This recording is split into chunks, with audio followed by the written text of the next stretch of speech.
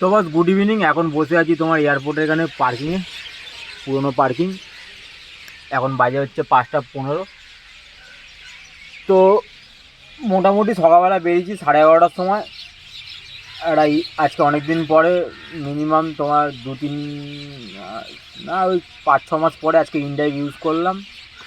ইনড্রাইভে সকালে একটা ভাড়া ধরেছিলাম তোমার কলেজ স্ট্রিট, ওই তোমার 17 কিলোমিটার মতন রাস্তা।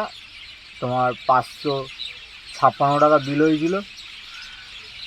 ওখান থেকে কমিশন 40 টাকা কেটেছে, ওই 516 টাকা মতন পেয়েছি।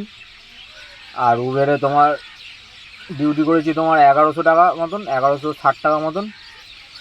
ছোটো ছোটো ভাড়া মেরেছি, 2 3 4 5টাই ভাড়া মেরেছি উবেরে। সব 7 কিলোমিটার, 8 কিলোমিটার, 10 কিলোমিটার, সব 200 টাকা, 220 টাকা, 250 টাকা এরকম ভাড়া মেরেছি। লাস্ট একটা এয়ারপোর্টে আসলাম 300 টাকা, লেক টাউন থেকে। তোমার নন এসি ছিল 200 টাকা। তোমার পার্টি বললো এসিটা চালিয়ে দাও, ঠিক আছে নন এসি বুক করেছি, আমি তো যাই না। আমি বললাম ঠিক আছে 150 টাকা লাগবে, ঠিক আছে। বলছি না 150 টাকা না, 100 টাকা দিতে পারি। ওই 300 টাকা মতন। আমি আর লেক টাউন থেকে এয়ারপোর্ট 8 কিলোমিটার রাস্তা, 7.5 কিলোমিটার রাস্তা, আমি এই জন্য আর কিছু বলিনি। আমি ঠিক আছে। এখন এয়ারপোর্টে এসে বসে আছি। এখনও পর্যন্ত তোমার উবেরে 1160 টাকা, ইনড্রাইভে তোমার 516 টাকা মতন। আর ইয়ারটিসাতিতে একটা ভাড়া মেরেছি, ওই তোমার 13 কিলোমিটার, 280 টাকা।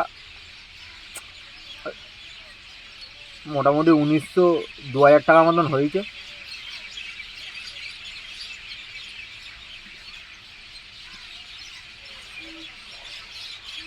তো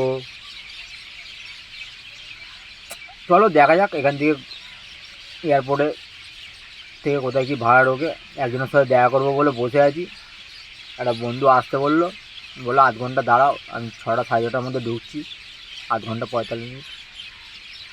তো চলো দেখা করে এখান থেকে বেরোবো। ইচ্ছা আছে 7টার সময় ফ্লাইট আছে অনেক কটা, ওই ফ্লাইটে একটা পিক আপ ধরবো, ধরে নিয়ে সোজা বাড়ির দিকে। তো টাটা।